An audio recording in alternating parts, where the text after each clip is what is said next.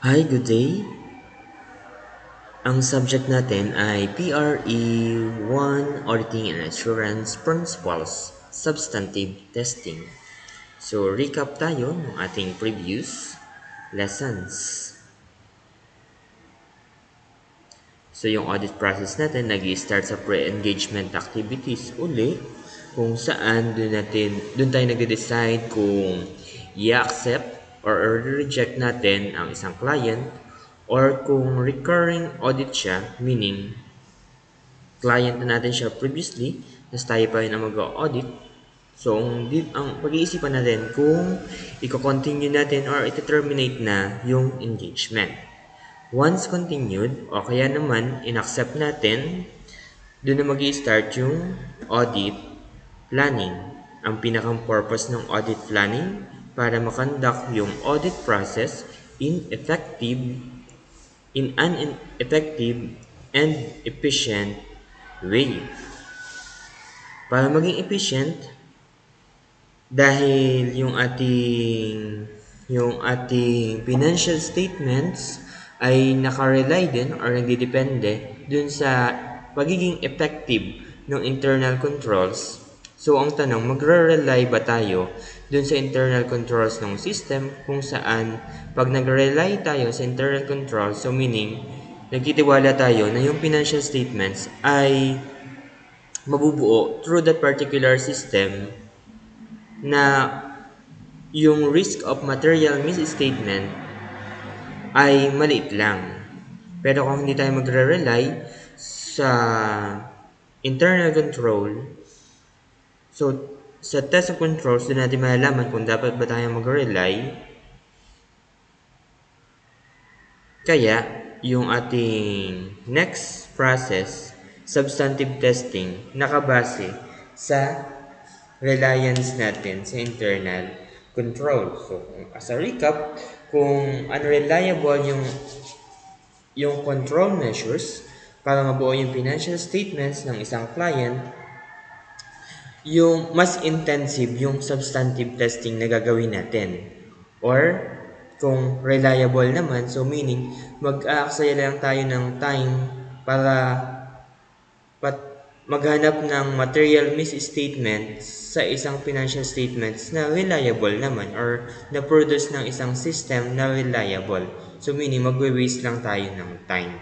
Kaya itong test of controls at substantive testing related sila sa isa't isa. So nakadepende ang pagiging intensive ng substantive testing kung yung internal controls ay depende sa reliability ng internal controls. So, punta na tayo sa substantive testing. So, later, didiscuss natin yung mga yan. So, substantive testing lang muna tayo. Okay?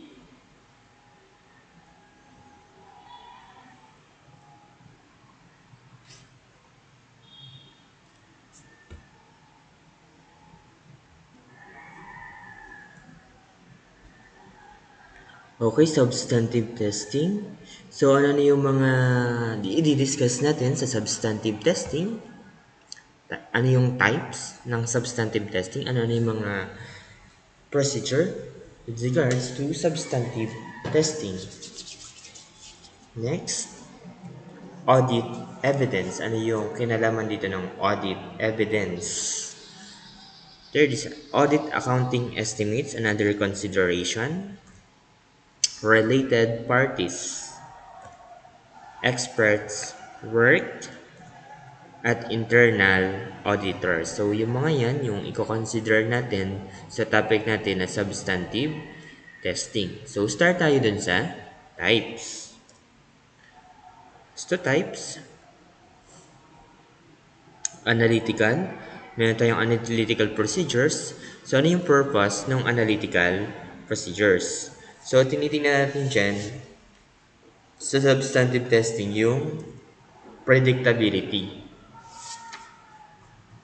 So, ano yung items na predictable? ano nga ba ulit yung analytical procedures? Tinitingnan natin dito yung mga unusual trends, ratios, dun sa ating financial statements. So, dun sa management accounting, pinag-aralan nyo yung financial statement analysis. Yung financial statement analysis, part ng analytical procedures. So, tinitingnan natin kung yung consistency ng trends para makapag-create tayo ng forecast o ng prediction. Especially dun sa financial statements na under audit natin. So, alin ang predictable? Aling financial statements? So, balance sheet or income statement? So, yung balance sheet, anong items yung mga nandun? So, andun yung cash, andun yung receivables. So, mas mahirap siyang i-predict dahil walang specific flow yung mga items na yon.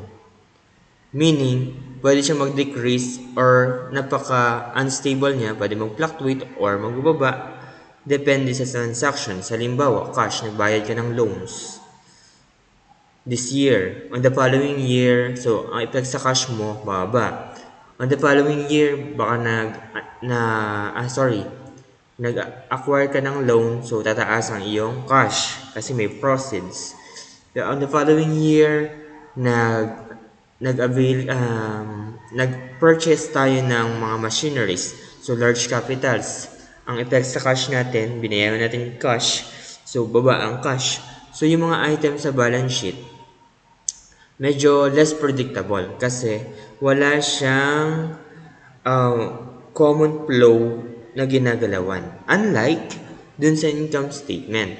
Sa income statement, andun yung sales. Kasi kung may specific market tayo o yung growth ng market natin, mas predictable siya. Yung expenses natin, yung cost of sales, nakadepende naman siya dun sa sales mo. Kasi kung wala kang sales, walang cost yung sale na yun or yung cost of sales. At yung mga expenses natin, halimbawa, yung depreciation, mapipredict mo na yun every year kasi halos tulad-tulad lang.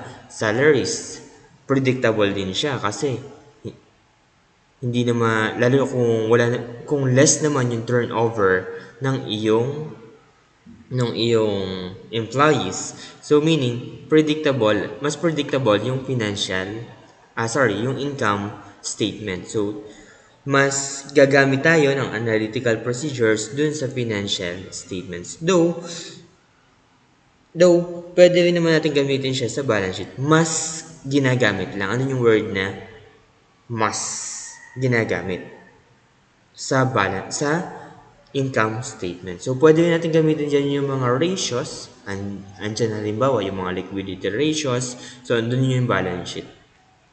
Doon naman yung type na yung mga ratios naman. Pero yung mga vertical, yung mga trends, vertical analysis, horizontal analysis, yun. Mas magagamit natin sa income statements. Kasi mas less yung fluctuations to the ratios. Okay? Yung isa pa, test of details. So, substantive testing, nung nakaraan, sa internal test of controls, ang tinitingnan natin doon kung may proper authorization, properly authorized ba yung mga transaction, yung proper flow nung transaction, at yung pagiging effective ng mga control activities. Pero, pagdating natin sa substantive testing, tinitingnan na talaga natin, mamaya pag-discuss natin sa audit evidences, ano ba yung mga items na titingnan natin dyan. So, test of details, so pansamantala, we have test of balances, and test of transactions. So, ngayon, titingnan na natin sa substantive testing yung composition, yun yung mga transactions in an account balance, at yung ending balance. So, bakit pinaghiwala yung balances at saka transactions? So, halimbawa natin, itong financial statements. So, magkano yung amounts dyan? So, 20 million. Kung i-recall nyo, no kayo gumagawa ng financial statements, aling ledger yung pinakamahaba lagi? Aling ledger? Yung cash. So, pag sinabing test of transaction, hihimayin mo talaga bakit nag-arrive, ano yung mga debits and credits dun sa ledger ni cash. So, syempre yan, babalikan muna natin yung notes. Dun sa notes, makikita natin yung details. Pero syempre, yung trial balance ni company, yun yung iisa-isahin natin. Yung kanyang trial balance. So, dun sa trial balance ng company, babalikan mo yun dun sa kanyang specific ledgers. So ngayon, pagdating mo kay cash in bank or cash on hand, doon na tayo sa cash in bank, napakadaming transaction yan. Pwedeng sa isang araw lang, thousands of transactions.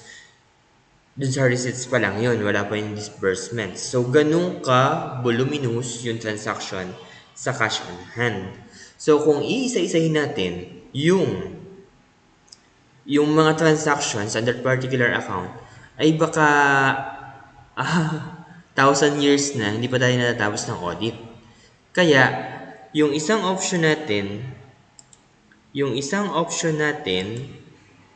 kanina, balikan natin, test of balances.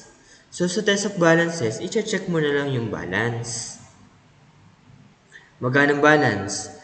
20,892,021. Iisa-isahin mo ba yung transaction sa kanyang ledger? Sa ledger ng cash on hand, ng cash in bank, ng short-term deposits? Hindi na. Kasi, hindi practical, hindi ka magiging efficient dun sa gagawin nating procedure, which is test of detail at test of transaction. Test of details of transactions, hindi ka magiging efficient. Instead, test of balance ka na lang. Paano mo malalaman kung tama itong balance na 376,882? Last time, ang ginawa natin, yung cash on hand, binilang na lang natin. Cash count. Surprise dapat. Yung cash in bank, nag-request tayo sa bangko ng bank confirmation. Tingnan natin itong 13790, kung ano ng mga bangko yan, pinadala natin ng sulat to the company's name, to the client's name. Naka-address na lang sa atin, para diretso sa atin. So, pag-check natin yung kinonfirm ng bangko na ganun yung amount. So, okay tayo doon. Ganun lang. Hindi na natin binalikan yung bawat transactions, bawat entries na ginawa dun sa mga items na yan. So, ano yung conclusion natin dito? Ang conclusion natin, kailan natin gagamitin yung test of balances at transactions. Normally, ang test of balances kapag voluminous yung transaction at small values, yung daily cash inflows, small values, baka balances na lang yung gawin natin. Mas magiging efficient kasi tayo dun. Kasi kapag iisa-isahin natin yung entries nga, masyadong matagal. Ano pang items? Yung sa sales, ganun din. So sales hindi kasi hindi naman natin mako-confirm yung sales, di ba? So, itong account receivables. So, connected naman yung sales dito. So, ano pa? Account receivable. So, madami din yan. So, pwedeng balances. Later, didiscuss natin yung ano naman, confirmation naman sa customers natin. Yung mga balances ng AR. Baka kasi na-collect na, hindi lang ni-record ni cashier. Ayun. So, pag masyadong madaming transaction, yung isang account title, baka mag-balances tayo. Malamang. Kasi, pwede mo siyang gamitin ng sabay. Depende sa item mo, depende sa account. Title mo, depende sa procedure na gagawin mo. Test of transactions, kailan mo gagawin yan? Kailan mo iisa-isahin? Di kapag yung transaction mo on a particular account, mas konti lang. Ibig sabihin, malaki yung amount, pero napakadalang nung transaction na yun. Example, building. Bili ka ng lupa, ng PPE. Araw-araw ba bibili ka ng PPE? Ikaw ay restaurant, bibili ka ng mga sasakyan, bibili ka ng mga building, bibili ka ng lupa. So, hindi. Napaka-minimal ng mga transactions na yun. So, sa mga ganong case, kapag napaka-konti lang ng transactions, pwede na tayong mag-test of details. Kahit isa-isahin na natin yung items kung bakit tayo nag-arrive dun sa isang particular balance. So, i-imagine nyo yung ledger, may balance siya. Yung discuss natin na nakaraan. Ino-confirm lang natin yung balance. Pero pag sa transactions, iisa-isahin mo yung entries. Kung bakit come up dun sa ending balance. Ano pa? ADA, allowance for doubtful accounts. Hindi ka naman araw-araw nag-allowance for doubtful accounts. Loans. Araw-araw ka ba mag-avail ng loan? Hindi rin. So, pag less yung transactions, high amount, mas magiging efficient tayo kung mas magiging efficient and effective na rin dun sa test of transactions. So, balances, ending balances lang yung tinitingnan mo dyan, i-confirm mo. Pag sa test of transactions, iisa-isahin mo yung journal entries kung paano nag-come up dun sa ending balance. So, yun yung dalawa. Analytical procedures and test of details. Kung saan yung test of details, may dalawang component. Okay. Next.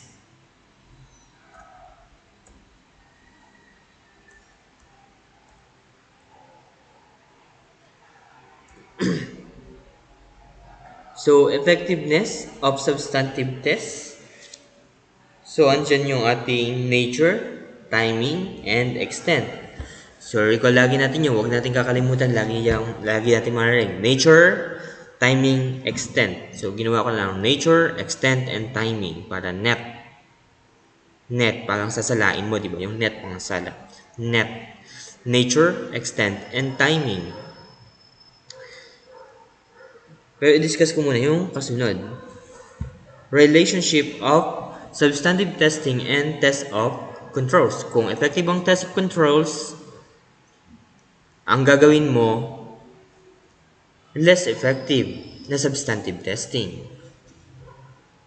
Kasi kung reliable naman yung internal control, na ang product ng internal control ay yung financial statements, yung ibig sabihin, magdududa ka ba sa taong wala namang ginagawang masama? So, wala ka namang basis para magduda. So, reliable. So, kung yung internal control ay reliable, nag-test of controls ka at na-confirm mo na reliable nga, diba dalawa yung composition ng test of controls. Una, perception mo. Ikalawa, i-test mo kung tama yung perception mo. Kung tama yung perception mo, ang iyong conclusion, si internal control ay effective. Kung effective ang internal control, less substantive testing. Pero kung ineffective ang internal control, hindi mo siya maaasahan,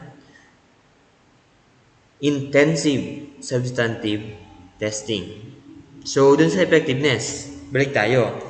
Yung effectiveness ng substantive test, may tatlong component yan. Nature, extent, and timing. Nature ng substantive testing, yan yung tumutukoy sa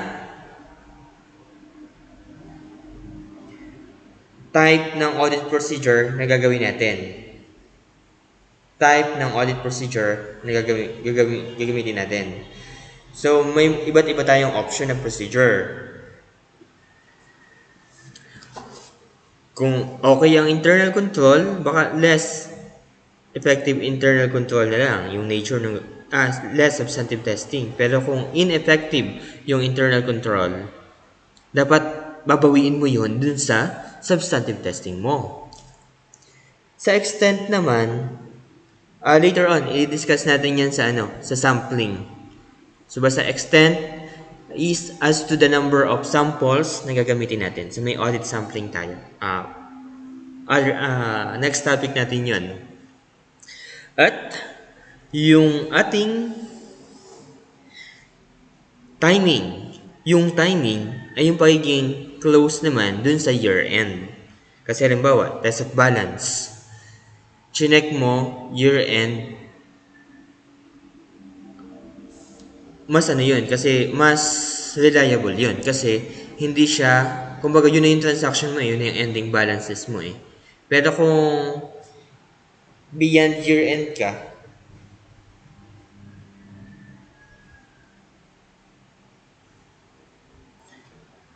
okay, ang sinasabi ko ay yung timing. Sa timing, halimbawa yung ating year-end count ng inventories, so mas reliable kung nakita mo yung count ng year-end.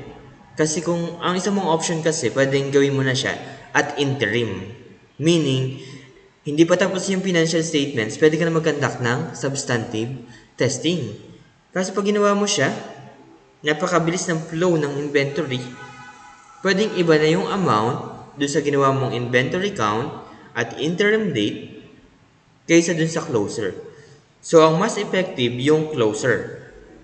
Kung ineffective ang internal control, babawiin mo yun sa substantive testing. Closer sa year-end. Hindi ka mag-i-interim. Pero kung effective naman ang internal controls, so ibig sabihin, nag-count ka nung panahong yun, so more or less, yun pa rin yung amount nun. Halimbawa, year-end. November, magka-count ka na. So, pwede naman siya. I-consider mo na lang yung succeeding transactions. Okay? So, inverse ang relationship ng ating ST at TOC. At si ST laging nakadepende sa TOC. Kaya, inuuna talaga yung test of controls. So, yun yung mga procedures natin. Ano yung reason kung bakit mayroon tayong audit procedures? Ang purpose natin, maghanap ng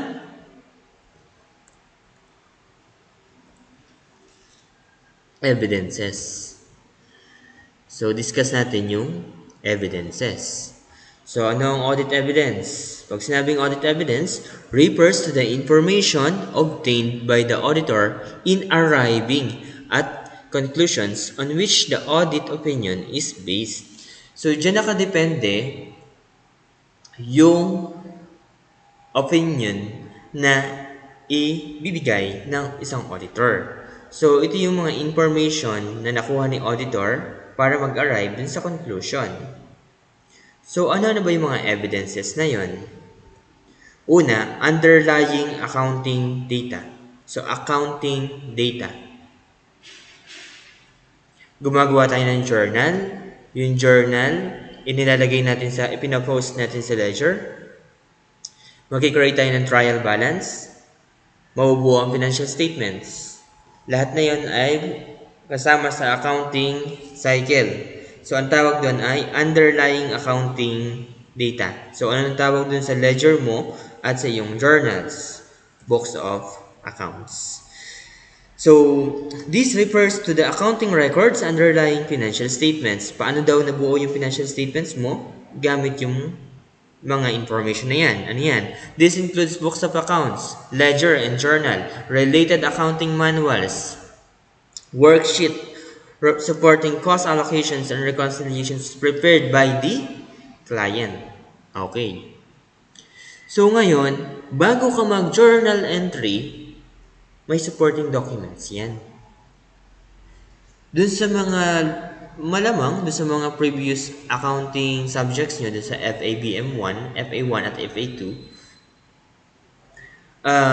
diretso kayo nagagawa ng journal entries. Ito yung transaction, Paid merchandise on account, yun na yun. Pero ano yung supporting document nun? So, anong tawag doon? Corroborating information.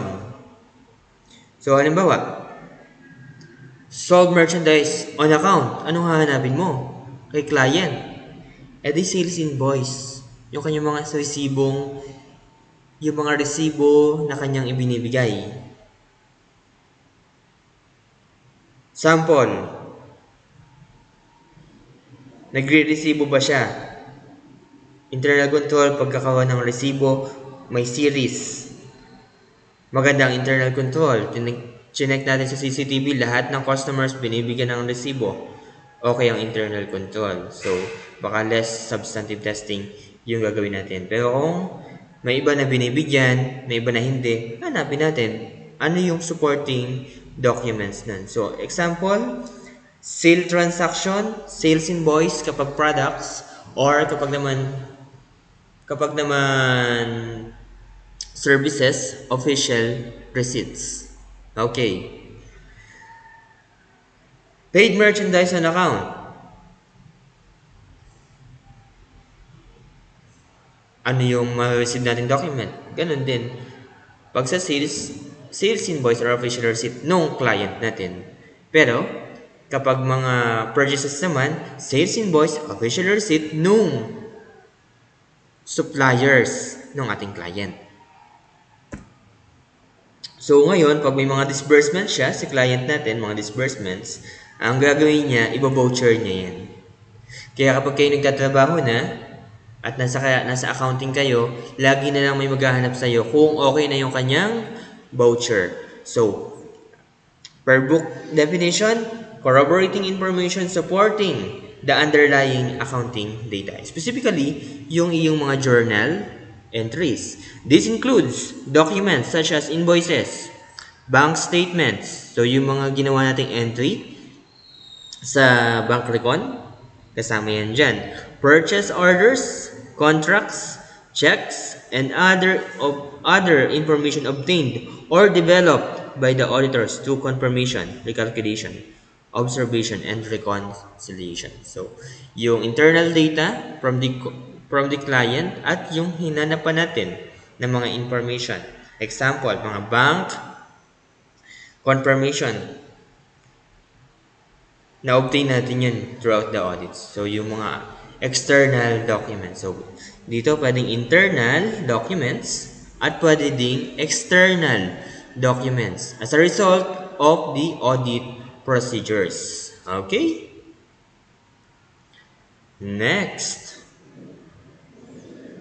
So, nalaman natin yung type ng audit ng substantive testing. Ito yung pinakang hahanapin natin, audit evidence. Tingnan natin, ano ba yung characteristics na, for example, ba may evidence? Okay na. Hindi. Tingnan natin yung qualities ng ating evidences. Yung narinig natin dati, sufficient, appropriate.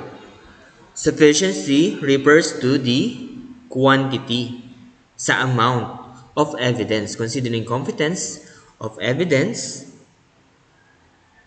materiality of the item, risk involved in a particular account, and previous auditor's experience. So, gaano ba ang tanong dyan sa sufficiency, gaano ba kadaming evidences yung ating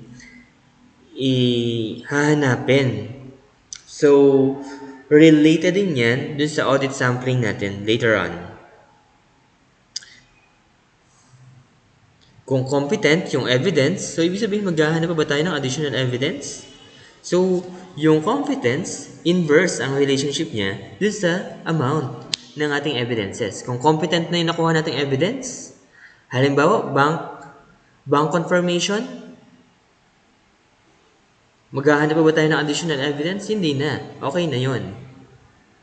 Materiality of the item, millions yung amount. Maghahanap talaga tayo ng supporting documents. May mga buildings. Okay na ba yung tax declaration? Okay na ba yung purchase order? Nakapangalan. So ngayon, pag mga real estate yan, baka maghanap pa tayo dyan ng title. Tapos, Okay na ba ang deed of sale? So, depende sa amount. Yung ORCR ng mga sasakyan,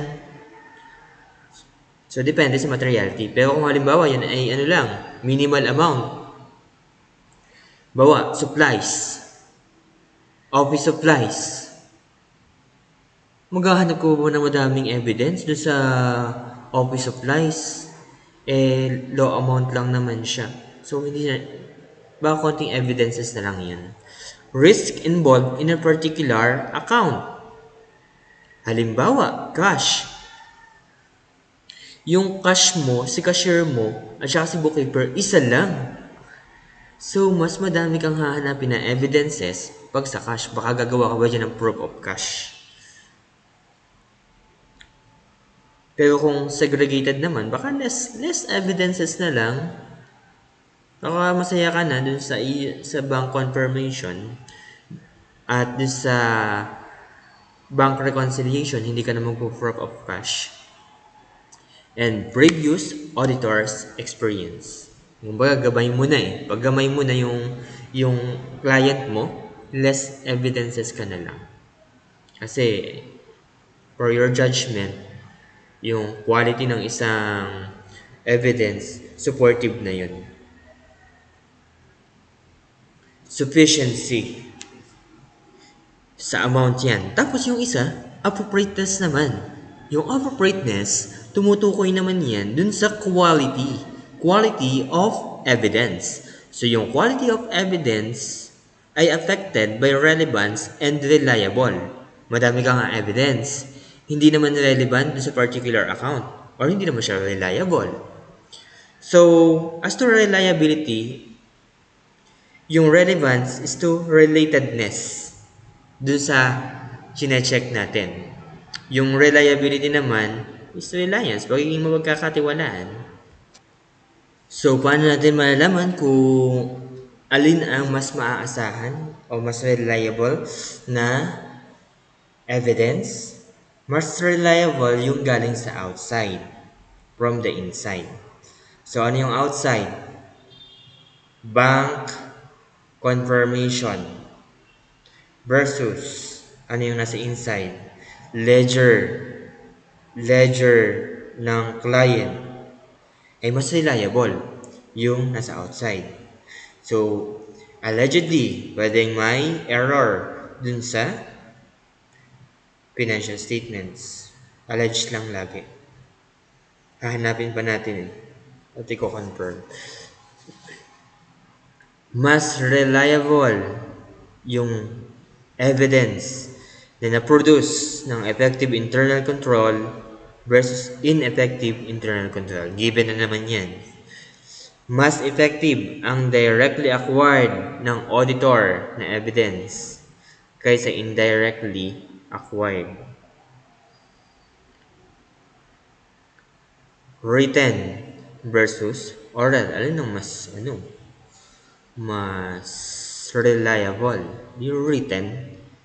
Kaya kapag nasa audit, hahanap ka lagi ng black and white. Marinig mo na lang lagi si black and white. Anong black and white? Document lang yun. Written document. Kasi yung oral, mamaya, alam mo, pero pag pag-post test mo, limot mo na. So, yung memory kasi natin, inherent na talagang nakakalimot tayo eh. Pati siya. Hindi, sorry. So, dapat written talaga. Kasi, mas reliable siya. Mas nagpe-fade kasi yung memory, yung oral. Pwedeng sinabi mo, hindi ko maalaala. Kaya dapat may black and white lagi. Okay? So, kaya yung management representation, later on, discuss natin, written siya. Written management representation.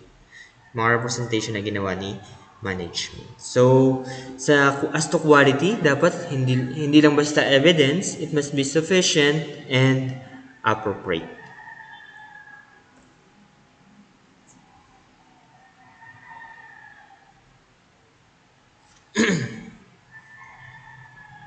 Then, yung mga audit evidences natin, in the document natin, ang tawag ay yung audit documentation or particularly working papers on purpose, primarily, to support auditor's opinion on financial statements. Bakit unmodified? Bakit modified? Later on, mas i-discuss pa natin. Pag sinabing unmodified, unqualified, same lang sila. Pero pag modified, either of, alin man sa tatlo. Qualified, adverse, o kaya ay disclaimer of opinion. Modified yun. PSA compliance. Anong PSA? Philippine Standards on Auditing. So, required talaga na mag-document at magkaroon ng working papers. Kasi kung wala kang working papers, ang presumption, hindi ka nag-audit. Assist auditor in planning, performance, review, and supervision of the engagement. So, kung may mga staff ka, nakikita mo, mache-check mo kung ginagawa nila yung kanilang task as planned. Ano yung secondary purpose ng working papers? Future audits. Reference natin para mas madali na yung audit next year. Reference for other services. Baka magpo-provide pa tayo ng tax services. Management advisory services. Yan, reference natin yan. At in case of litigation, kinakasuhan tayo. So, patunay yan na ginawa natin yung trabaho natin. At involved pa rin doon yung risk na pwede natin ma-discover lahat ng material misstatements.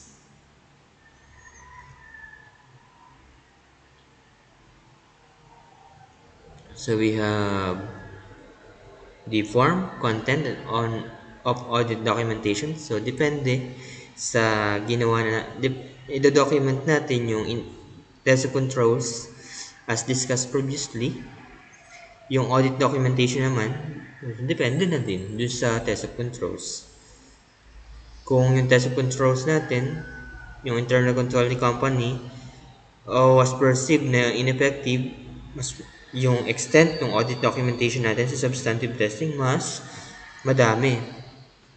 Pero kung ano naman, kung less naman yung ginawa natin sa substantive testing, dapat well documented kung bakit less yung ginawa natin sa substantive testing.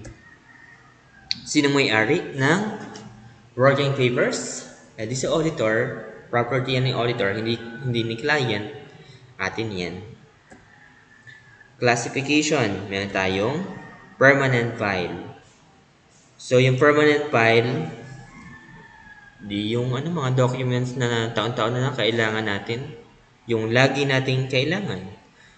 Articles of incorporation, yung mga hindi na mabago.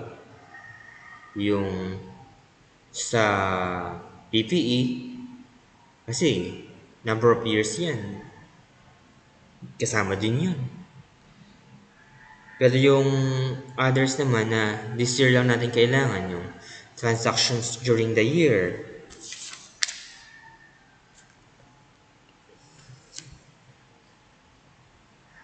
Mga invoices during the year. So, ano lang yun? Temporary file lang yun. Or current file. So, i-classify natin yan. Confidentiality. So, ikaw na ang hiwalay na discussion for Code of Ethics. Lahat ng magiging natin ay confidential. Unless ni-require siya ng batas. Ang tawag doon, yung subpoena duces tecum. Ibig sabihin, pinapatawag tayo ng court, sinasummon tayo ng court, at magdadalaw tayo ng dokumento. Subpoena duces tecum. So, pag may mga cases na yan. At ang purpose kasi, ipaprove natin na ginawa natin yung trabaho natin as auditor. Pag ni-require ng quality assurance audit sa sa BOA, Board of Accountancy, requirement yun ng mga firms para malaman kung ginagawa na yung trabaho nila. So may mga exceptions din naman sa confidentiality. Retention.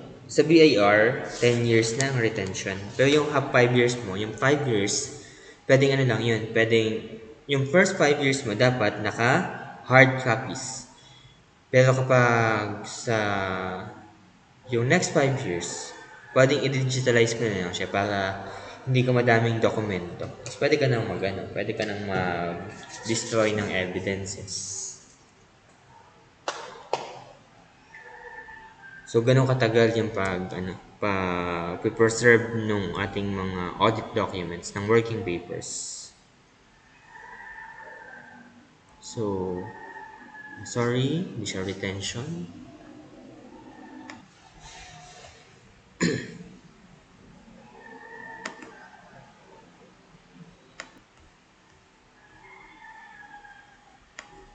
Okay, sorry, naligaw ang mukha ko. Okay, so, ano pa?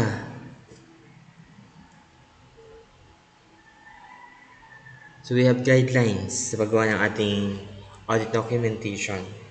No, distract ako sa mukha ko, sorry. So, heading.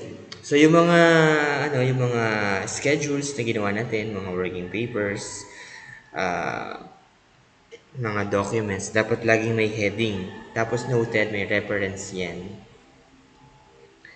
Later, hanap ako ng sample. Indexing, yun nga, sabi ko, yung mga schedules natin, dapat ay may ano siya, may marking siya kung ano yung i-index kasi yun. Kasi i-cross-reference kasi yan. Yun nga. May cross-referencing na gagawin. Tapos, tick marks. Tick marks. Kung nagawa yung audit procedures. So, wait. Okay, ito yung sample ng audit documentation sa risk consideration and related internal controls.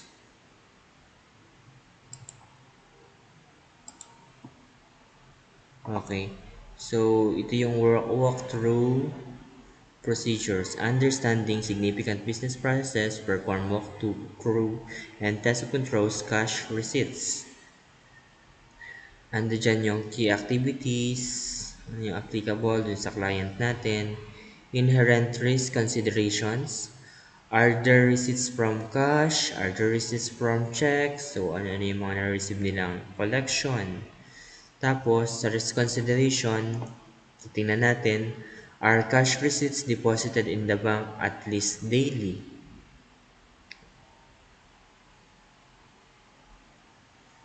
Yes or no? Ano yung relevant controls na ginagawa nila? Are unpaid trades receivable timely followed up and collected? Tinatawagan ba yung mga customers? In someone responsible for ensuring a proper cut-off? Are bank reconciliations performed and reviewed by supervisory personnel with reconciling items followed up on the result in a timely manner? So yung mga yan, yung mga consideration natin sa internal control. Pero pagdating mo sa sa ayan, ganyan yung mga working papers natin, sample.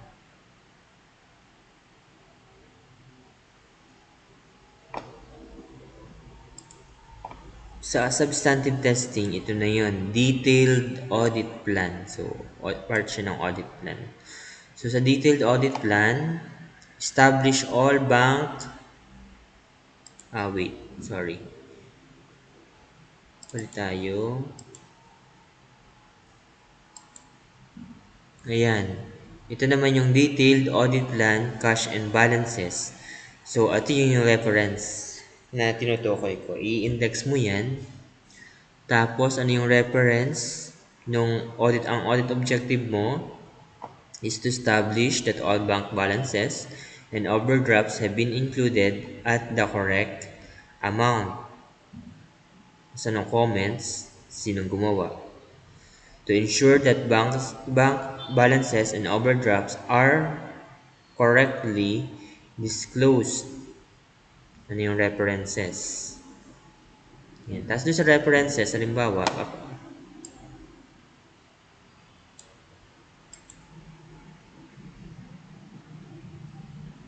so ito yung detailed audit plan kung ano yung mga gagawin dun sa cash.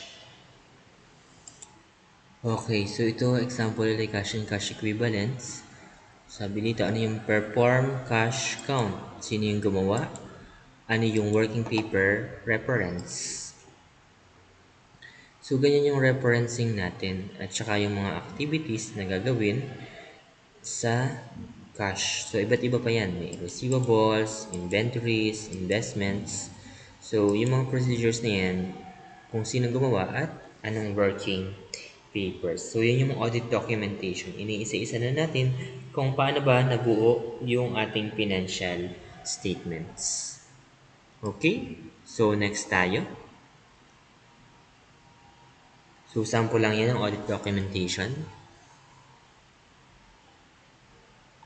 So, break tayo dun sa ating PowerPoint. So, yung tick marks, yun yan. Pag tapos na, tinitick mark, o kaya ay yung sinong gumawa.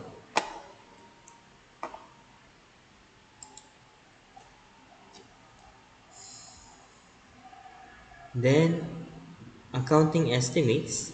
Sa accounting estimates naman, kasi wala siyang uh, supporting documents kasi pag nag-depreciation ka, unlike kapag nag-purchase ka ng merchandise or ng inventory or PPE, meron kang sales invoice may supporting documents. So pag doon sa mga estimates, wala siyang supporting documents. Instead, yung mga documents na yun, naka-base na sa management accounting policy. So, accounting policy yung ating pagbabatayan. Pero ang tanong doon, yung example yan, allowance for doubtful accounts, depreciation, account revenue, deferred taxes, loss contingencies, percentage of completion, income, warranty claims po yung mga yan by management decisions.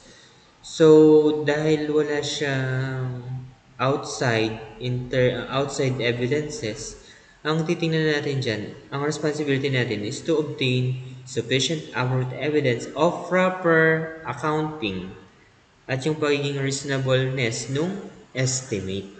Kasi minsan, instead na estimate, walang basis, guesstimate yung ginagawa. So, ano yung reasonable ba yung allowance, yung depreciation? So, i-review natin ano yung process ng ginawa ng management.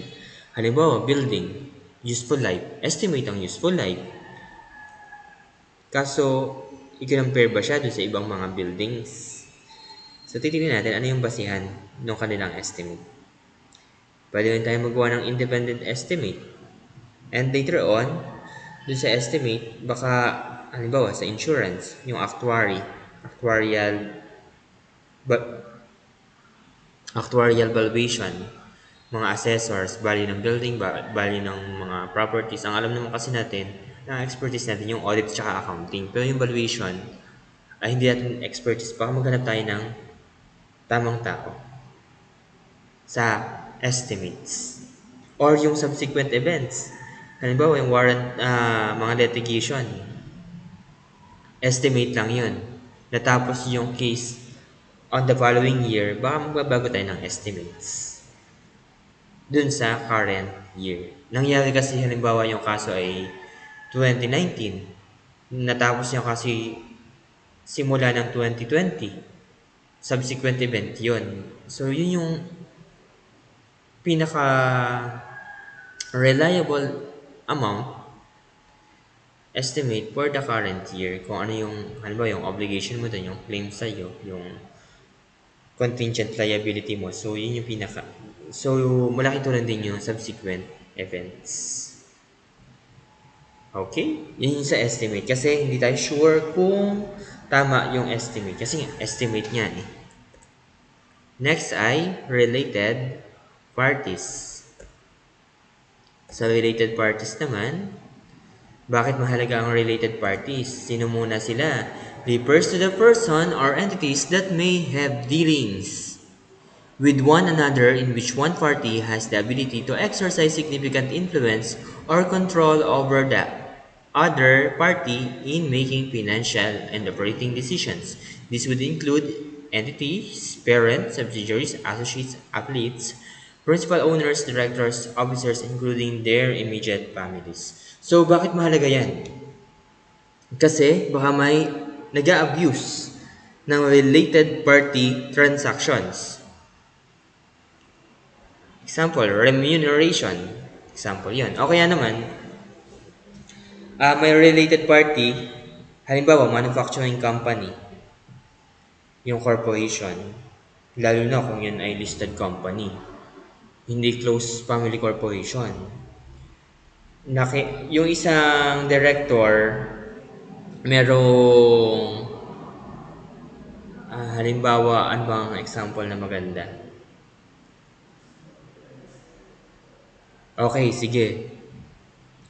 Halimbawa, yung gawaan ng canned, canned na dilatang pineapple. Tapos may plantation ka ng pineapple. Si director may plantation ng pineapple. Baka overpriced kasi yung kanyang siya kasi may capacity na kung sinong supplier. Baka yung company niya or any related company sa kanya, baka mag-abuse. So, para magkaroon ng check and balance, si management, ang responsibility niya is to identify and disclose related party transactions. Baka kasi may mga abusado sa kanilang authority, tapos ginagamit yung company for personal gain, na yun, kumbaga ay baka, hindi naman lagi, baka kasi nagbe-benefit si director or other related party, pero at the expense of our client. Kaya properly disclose yan. O kaya naman, baka may alleged fraud. Dinadivert na yung company funds. Nagkakaroon na ng embezzlement sa mga directors. Or loans. Yung loans, walang interest. Tapos mangungutang si client mo. Ang taas ng rate, tapos ipapautang lang doon sa director. Parang nakalibre ng interest si director. So, yun yung purpose kung bakit kailangan natin yung related parties. Pero hindi naman laging ganun. So, itong disclosure nito sa financial statement, part din siya ng internal control para hindi nila abusuhin yung kanilang privileges. Okay? Next ay yung responsibility naman natin, hindi separate, proper accounting and properly disclose yung mga transactions ni related parties. Pero hindi naman natin ginaguarantee na lahat ng related party transactions ay mapipresent sa financial statement. Reasonable assurance lang. Experts work. Sino ang expert? Pwedeng auditor's expert or management's expert. Pag auditor's expert, ang nag-hire si auditor. Pag management's expert, si management. Example, expert is a person firm possessing special skill, knowledge, and experience in a particular field other than accounting and auditing. Example, mga assessors, actuaries, and lawyers. So, kung gagamit man tayo, halimbawa, ang ating i-audit ay construction company, di ba, baka yung percentage of completion, sila yung magko-compute. I-verify natin kung tama yung mga estimates na ginawa. So, related din yan sa mga estimated amounts, valuation, sa mga valuation. So, ang concern lang natin kung tayo ay magre-rely sa kanilang expertise, pag magbibigay tayo ng unmodified opinion, wala tayong gagawing reference sa expert work kasi yung obligation pa rin natin is yun pa rin. Yung responsibility natin as auditor, yun pa rin. Kaso dahil nga hindi natin expertise yung part na yun, yun, magko-consult tayo. Part lang yun ng consultation natin. Para mas makapagbigay tayo ng opinion na nagko-correspond dun sa financial statements ng ating client. Kung modified opinion naman, pwede ka namang mag-refer kung necessary yun sa reader. Na yung kung bakit, isa yun sa mga reason kung bakit tayo nag-come up dun sa unmodified opinion, pero hindi yun yung reason para mabawasan yung ating responsibility. And last, internal auditors. Internal auditing is an appraisal activity established with an entity as a service to the entity. Dito yung empleyado ng client natin. Tayo naman, kliyente natin si client. Oh, kliyente natin si client. Tapos si internal auditors naman, or yung internal audit, ano yun? Empleyado yun nung kumpanya. So wala silang independence. Pero, pag in concern naman dun sa mga employees, management, check and balance yun. Pero, so, kaso kapag director na kasi yung kumilos, pwede na rin kasi may override ng board yung internal audit. Tapos ganun din, baka yung management kung yung structure ng business niya naka-under si internal audit kay management, mag-ano na rin, mali yung structure na yun. Walang check and balance. Yung management override, mataas. So, yan. Ang concern lang natin dyan, may dalawa siyang process. Gagawa tayo ng preliminary assessment dun sa internal auditing kung effective ba siya. At yung kanyang some degree of independence na hindi mo naman talaga magkakaroon talaga ng independence kasi empleyado siya. Depende na lang dun sa organization structure ng company kung ano yung capacity ng management or ng board na i-override yung kanilang decisions at i-evaluate at i-test yung gawa nila. So, ang magagawa lang nila sa atin as auditors, auditor din naman sila kaso internal, tayo naman external, ay yung mga routine and mechanical procedures pwede nilang gawin. Mga schedules, etc. Mga ganyan. Internal auditor. So, ganun yung ano. Ang pinaka-output natin dito, puro evidences at maghanap ng material misstatements. So, sa internal control, balikan natin yung ating yung ating audit. So, dito tinitingnan ang kung magre-rely tayo sa internal control, dito naman ay ang ating objective is yung detection of material misstatements, maghanap ng pagkakamali, ng errors. At dun kasi natin i-depende yung audit report natin. So yun, hanggang dun lang yung discussion natin and thank you very much.